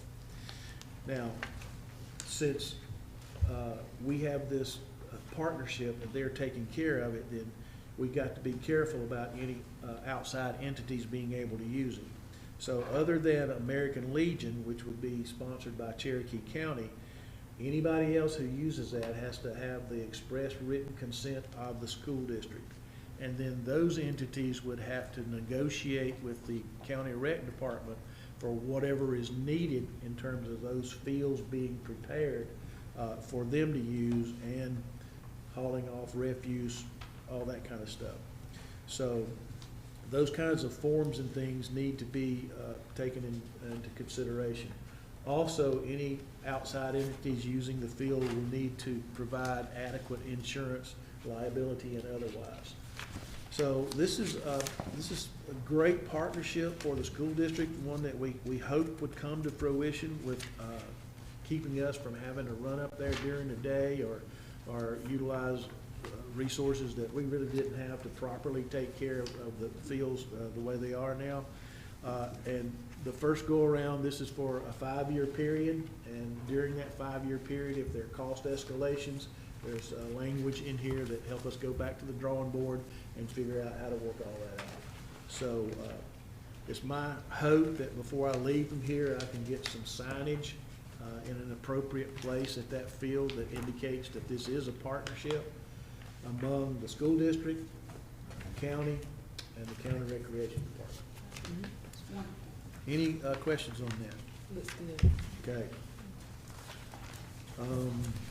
The last thing is a list of the calendar of events. Those are in your packet as well. I've got the little one-sheeter that I normally provide to you, and then behind that are all the calendar events for curriculum and instruction, and then I think there's some additional information for you in there that's been passed out by the C&I department as well. And Madam Chair, I think that is it for the interim superintendent's report. Okay.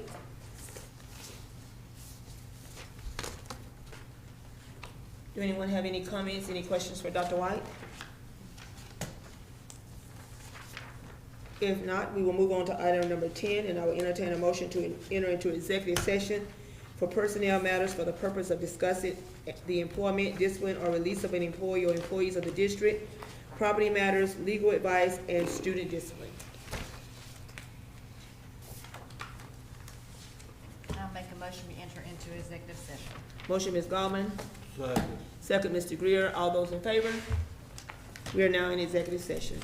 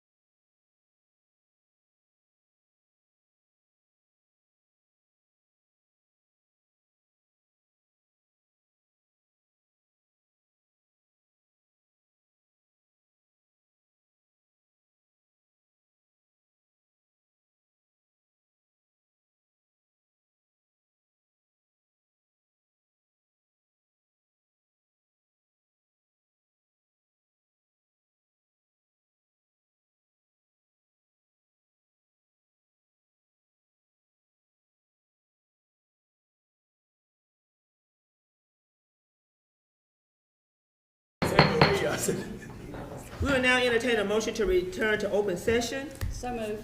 Motion, Ms. Shackelford. Second. Second, Mr. Wilkins. All those in favor? That's unanimous. Item number 11, action that's needed from executive session. There's none tonight. Item number 12, recommendation asks for a motion to accept the superintendent personnel recommendations.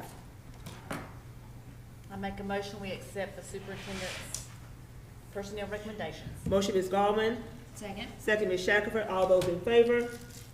That is unanimous. Also, as a recommendation, it is coming from the Personnel Committee unanimously to accept the interim superintendent's resignation as of December 31st, 2025.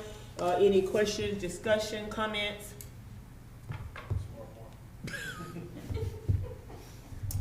So all those who are in favor of accepting Dr. White's resignation, December 31st, 2025, raise your hand.